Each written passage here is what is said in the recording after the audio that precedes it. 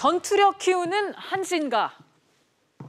한진칼 2대 주주인 강성부 펀드 KCGI와 한진가의 경영권 분쟁이 격화되고 있습니다. KCGI가 조현민 전무의 복귀에 공개적으로 이의를 제기했는데요. 이런 가운데 미래에셋 대우는 KCGI의 한진칼 주식 담보대출 연장을 거부했습니다. 상황이 복잡하게 진행되는데요. 산업부 정인영 기자와 얘기 나눠보도록 하겠습니다. 정 기자, 그러니까 미래에셋 대우가 KCGI에 대해서 한진칼 주식 담보대출 만기 연장을 거부했다고요? 네, 그렇습니다. 이 미래에셋 대우는 KCG 산하 투자 목적 회사에 한진칼 주식을 담보로 지난 3월 대출받은 200억 원을 만기인 오늘 전액 상환하라고 요구했습니다. 지난 4월 대출받은 200억 원의 만기는 다음 달 22일인데요. 이 역시 연장 없이 상환을 요구한 것으로 알려졌습니다. 미래에셋 대우의 경우 한진그룹 경영권 승계 관련해 자문을 맡은 것으로 알려졌습니다. 이런 상황에서 KCGI의 대출을 계속하기 곤란한 상황인 것으로 추측됩니다. 또 다른 국내 증권사들도 재계순위 13위인 한진과의 거래를 고려해 KCGI의 주식담보대출을 하는데 조심스러운 것으로 알려졌습니다. 네. 이런 배경 때문에 미래에셋 대우가 지금 한진가에 백기사로 나선 거 아니냐, 뭐 이런 분석도 나오던데요. 네, 이 미래에셋 대우 측은 이번 만기 연장 거부가 한진칼의 경영권 분쟁과는 무관하다고 밝혔습니다. 단지 다른 곳에 투자할 계획 때문이라고 강조했습니다. 하지만 대출 만기 연장 거부로 KCGI의 한진칼 지분 추가 확보가 전보다는 어려워질 가능성이 있습니다.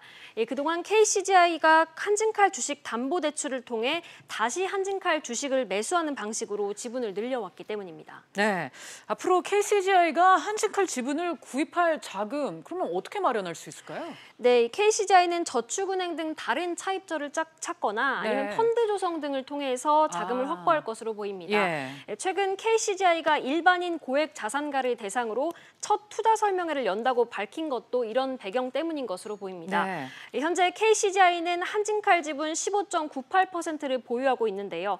고 조양호 회장 지분율이 17.84% 등 오너 일가가 약 29%의 지분을 보유하고 있어서 KCGI가 경영권 분쟁에서 이기려면 최소 20%까지 지분율을 끌어올려야 한다고 업계는 전망합니다. 그렇군요.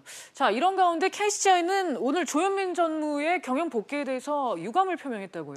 네, 이 KCGI는 조 전무의 복귀에 대해 책임 경영 원칙에 반하는 것이라며 유감이라고 밝혔습니다. 조 전무의 경영 참여가 거액의 보수를 받아 상속세 재원을 마련하는 것 아니냐는 의구심을 제기했습니다. KCGI는 한진칼 이사들을 상대로 조 전무의 재선임이 이뤄지게 된 배경과 보수 지급 기준 등을 묻는 서한을 발송할 예정입니다. 또 박창진 대한항공 직원연대 노조 지부장도 오늘 라디오 방송에서 조 전무의 복귀를 비판했습니다.